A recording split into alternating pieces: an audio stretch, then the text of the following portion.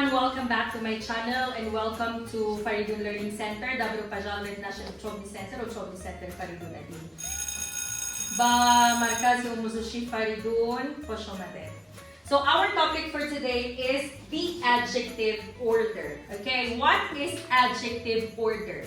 Adjective means sifat, priлагательных, and order means порядка. Okay, тартиби. Okay, so adjective order, this lesson concerns how we need to write adjectives if there are a lot of adjectives in the sentence. Okay?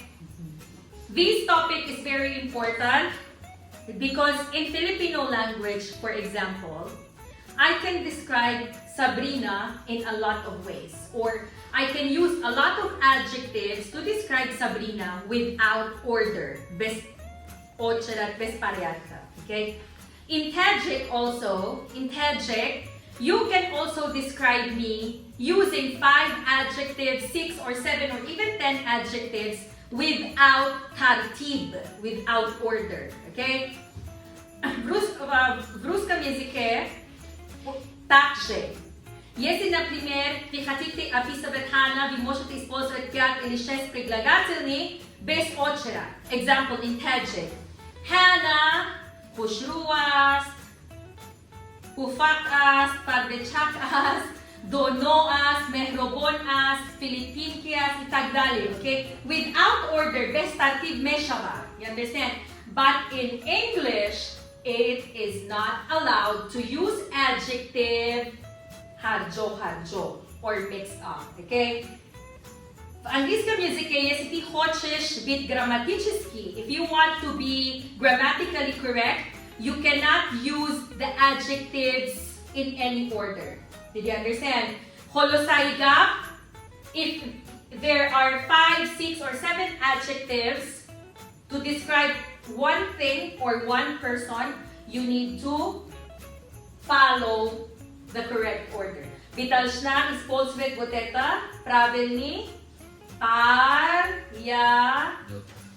In Tajik, tartib. Okay? First will be determiners. Muayan kunanda. Okay? Aprivilatil. Example.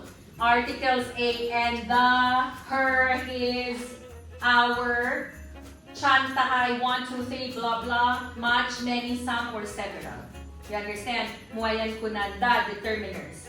Number 2 will be your opinion about this thing. Akiday shumo, fikiri shumo, darburay hami odamyo, darburay hami asho. Bashay minenye. Treti, eta bunit razmer. In Tajik of razmer is andoza. They don't know razmer in Tajik. They were looking at this andoza. Okay, so number 4 will be age, sinisol. Voz rast. Number 5, shape, shackle, forma, figura. Number 6, rang. Svet. Number 7, asgudyo. Asgudyo. Izdelana iskakoy davlat. Itagdale. Number 9, material. Nakakoy material izdelana etaba. Number 9, maksad. Sel etava chilavet, eli maksad, eli sel etava vesh, eli asho. And number 10, this person or this thing. Example. Nobody understood what I was talking about in the last 2 minutes. Look, I have determiner. So let's remove their A. The determiner will be I have A. The number 1 is determiner. Why? Determiner, muayan kunanda, yakta. Article A. Did you understand? Number 2, what is my opinion? Okay? I have a beautiful. This beautiful is number 2. Why? This is my opinion. How I think about this person or how I think about this thing. Number 3, razmer. andoza. Okay? So, I have a beautiful big. And number 4, age. Okay? Let's say new. Okay. And number 5, shape. Shuttle, figura, forma. Round.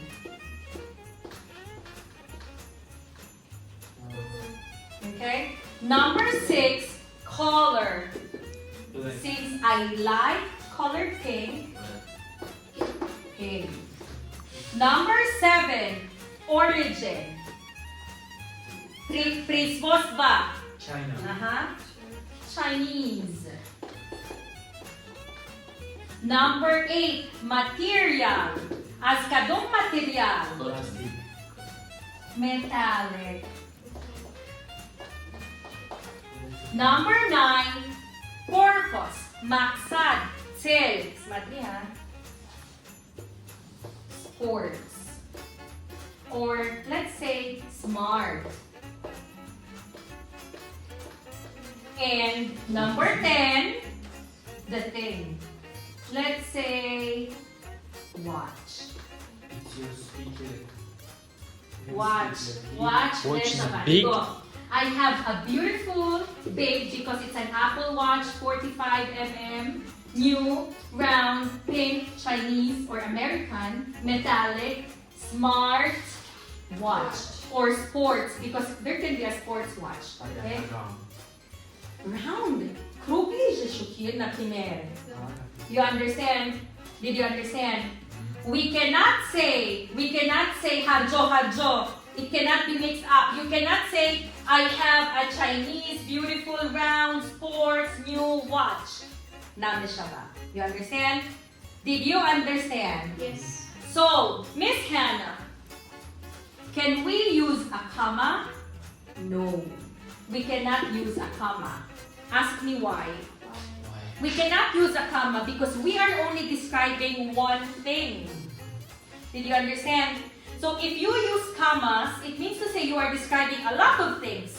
But you are only describing one thing, and what is the thing? Only watch. Swati dasti. Did you understand? Okay, another question, Miss Hannah. I don't want to say that it is Chinese. Palvor me siya ba na primeryo? Nami ko lang. Okay, o very Chinese, no problem. And I don't want to say that it is pink. Slishkam Manjensky. Okay, then remove pink. Then I don't want to say that it's big because I don't think it's so big for me. So, it's okay. I don't think Do not use number 6, do not use number 7, do not use number 3, but still follow the correct order. It will be, I have a beautiful new round metallic smart watch. Did you understand? Did you understand? So, you don't want to say it's beautiful. Mali. Remove. Or you don't want to say it's round. You don't want to say it's round. It's okay. Leave it. Okay? But still, you will have the correct order. I have a new metallic smart watch. Understood? And for your sentence to be grammatically correct, it should have no more than 3 adjectives.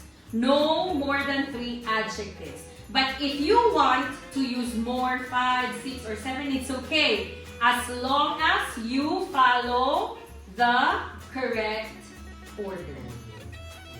Did you understand? Did you understand? So, can we use any order of adjectives in the sentence? The answer is no. You need to use the correct order. So if you need to use the correct order, what should you do? Memorize. Understood? I will give you 5 minutes. You will write your sentence with 1 to 10. Example. I have. Let's describe Joshua. Okay, let's describe Joshua. I have a chubby, or let's not say chubby, handsome. I have A handsome or good looking. I have a good looking, B. fat, middle age, tall, brown, Filipino, material namin siya ba udang material, okay? Filipino, younger or loving brother. Did you understand? You need to follow these 8. Material is skin. Did you understand? Thank you so much for watching and do have a great one.